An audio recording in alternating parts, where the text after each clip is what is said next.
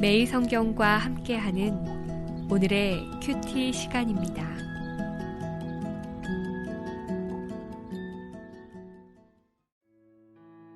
(8월 5일) 오늘의 말씀은 이사야 56장 9절에서 57장 13절입니다. 들의 모든 짐승들아, 숲 가운데의 모든 짐승들아, 와서 먹으라.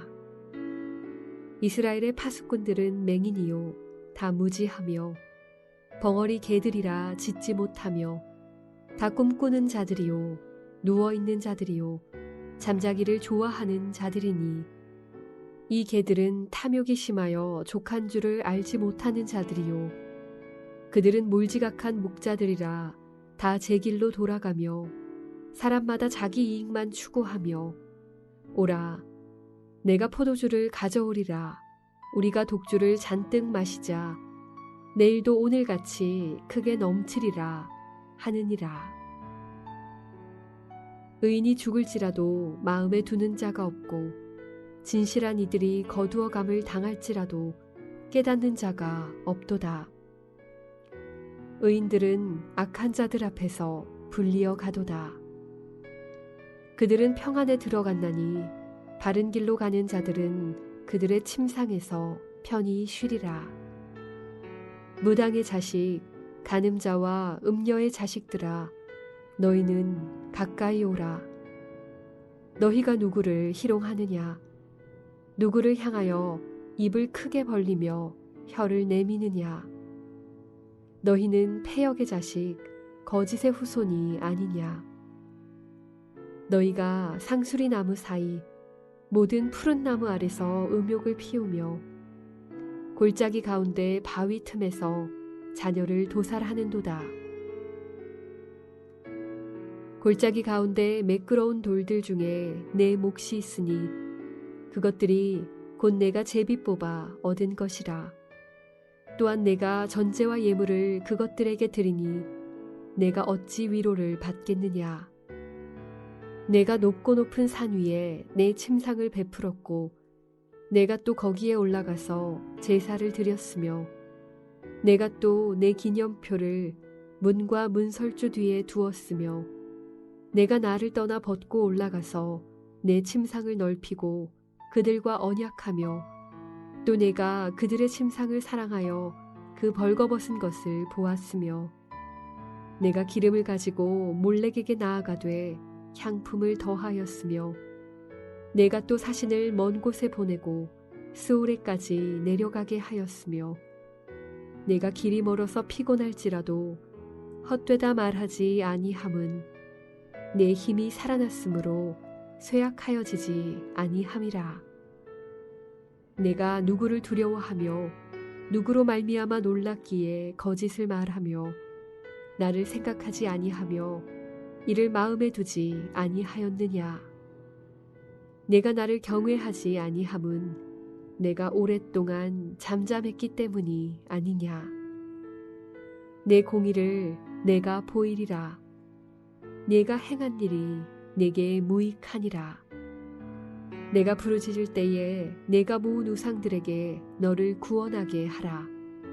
그것들은 다 바람에 날려가겠고 기운에 불려갈 것이로되 나를 의뢰하는 자는 땅을 차지하겠고 나의 거룩한 산을 기업으로 얻으리라. 이사야 56장 9절에서 57장 13절 말씀을 함께 묵상하겠습니다. 앞달락 56장 1절에서 8절에 하나님은 고자와 이방인이라도 정의와 의를 행하고 안식일을 지키면 하나님의 백성, 하나님의 새로운 공동체의 일원이 될 수 있다고 말씀하셨습니다. 이는 구원의 확장과 새로운 공동체의 모습을 보여주고 있습니다. 반면에 오늘 본문은 이스라엘의 죄악을 나열하시면서 아브라함의 자손인 이스라엘이라도 율법에서 떠나고 음행하면 하나님 공동체의 일원이 될 수 없음을 보여주고 있습니다. 오늘 본문은 9절에서 12절 부패한 지도자들의 모습, 57장 1절에서 2절 고난당하는 의인에 대한 축복, 3절에서 13절 음란한 우상숭배의 모습을 기록하고 있습니다. 먼저 9절에서 12절 부패한 지도자들의 모습을 나열합니다. 9절에 들짐승에게 와서 먹으라고 합니다. 이 들짐승은 도적, 강도, 이방인 물이 있지요. 지금 이스라엘과 지도자들은 너무 타락했습니다. 이 타락한 이스라엘 지도자들을 개들이라고 비유하는데요. 이는 가장 치욕스러운 표현입니다. 이스라엘의 지도자들은 개로 취급될 만큼 악하고 부패하고 직무유기를 하고 있습니다. 이 지도자들은 벙어리 개들이라고 하는데요. 이들은 양들을 해치는 짐승이 와도 짖지 않고 있습니다. 이들은 파수꾼의 역할을 하고 있지 않으며 온통 자기들의 만족과 유익만을 위해서 살아갑니다. 또한 이들은 다 꿈꾸며 누워있는 자들이며 잠자기를 좋아하는 자들입니다. 모두 게으르지요. 자기에게 주어진 일을 하고 있지 않습니다. 또한 이 개와 같은 지도자들은 욕심도 많습니다. 자기에게 있는 것에 만족하지 못하고 더 가지려고 애씁니다. 또한 이들은 몰지각합니다. 몰지각하다는 말은 분별력이 없다는 말이죠. 무엇이 옳고 그른지, 무엇이 선이고 악인지, 무엇이 진리이고 거짓인지 판단할 수 없는 자들입니다. 그러니 자기 좋을 대로 행하고 자기 좋을 대로 백성을 다루고 있습니다. 자기 배만 채우는 자들이 있죠. 이 개와 같은 지도자들이 12절에 이렇게 외칩니다. 오너라 내가 술을 내마 모두들 취하도록 독한 놈으로 마시자. 오늘도 내일도 마시자. 술은 얼마든지 있다. 이스라엘의 지도자들은 이렇게 썩었습니다. 이렇게까지 부패했습니다. 이 지도자들의 부패는 이사야서 5장에도 적나라하게 나타났지요. 지도자들이 깨어있고 분별력이 있어야 백성들이 옳은 길로 가고 삶의 방향을 잡지요. 그런데 지도자들이 이렇게 자기 배만 부르며 욕심을 부리며 임박한 진노를 말하지 않고 즐기고 방탕하니 백성들의 삶이 얼마나 피폐하고 강팍한 삶이었는지 우리는 충분히 미루어 짐작할 수 있습니다. 5장 1절에서 2절은 고난당하는 의인에 대한 축복을 말합니다. 1절은 지도자들이 타락한 세상에서 의인이 고난당하고 죽임당하는 것을 보여줍니다. 지금 이스라엘 땅에서 의인이 사라지고 있습니다. 오염된 물에서 1급수에 사는 물고기들이 살 수 없듯이 지도자들이 타락하고 부패한 나라에서는 의인이 살 수 없습니다. 그런데 더 안타까운 것은 의인이 죽어도 마음에 두는 자가 없다라는 것입니다. 진실한 이들, 즉 의인이 끌려가고 죽음을 당해도 눈 하나 깜짝하는 사람이 없습니다. 파수꾼 노릇을 하던 지도자들이 썩었으니 백성들이 진리와 진실을 알 턱이 없지요. 혹시라도 이 악함을 바로잡고 정화하려는 의인이 나타나면 악한 지도자들이 의인을 끌고 갑니다. 그리고 그들을 고문하고 때리고 겁박하고 죽입니다. 그러니 의인이 없는 시대가 되었던 것이지요. 하지만 의인의 삶이 이렇게 고통받고 핍박받는 것으로 끝나면 옳은 것이 아닙니다. 2절에 보니까 의인이 누리는 축복을 말합니다. 그들은 핍박당하고 죽임을 당하는데요. 이 핍박당하고 죽임을 당한 의인들이 평안에 들어갔다고 합니다. 비록 악한 지도자들과 그 지도자들을 따르는 백성들에 의해서 핍박으로 죽고 아픔을 당했지만 결국 평안을 누리는 장소로 갔습니다. 평안한 죽음을 말하는 것이 아니라 죽음 이후 평안을 누린다라는 것이죠. 또한 바른 길로 가는 자들은 그들의 침상에서 편히 쉴 것이라고 하셨습니다. 바른 길로 가는 자는 의인이지요. 이 의인은 낙원 하나님이 계신 곳에서 쉼과 안식을 누릴 것이라고 하셨습니다. 3절에서 13절은 이스라엘의 우상숭배를 기록하고 있습니다. 이 단락에서 하나님은 이스라엘이 행한 우상숭배를 너무 자세히 낱낱이 기록하고 있습니다. 이는 하나님이 그들이 벌인 음행과 죄악을 모두 알고 있다는 것이지요. 숨기고 싶어도 그들의 죄악이 모두 다 드러날 것입니다. 다 까발려질 것입니다. 그러니 어떤 인간도 하나님 앞에 당당할 수 없지요. 3절에 하나님은 무당의 자식, 간음자와 음녀의 자들에게 다 가까이 나오라고 합니다. 이들은 이방신을 섬기고 숭배하던 자들을 뜻하기도 하지만 문맥상 개와 같은 이스라엘의 지도자가 더 가깝습니다. 이스라엘의 지도자들은 제사장, 선지자, 왕들인데요. 이들이 부패하였을지라도 그들 사회에서는 저명한 인사들이며 덕망 있던 지도자들입니다.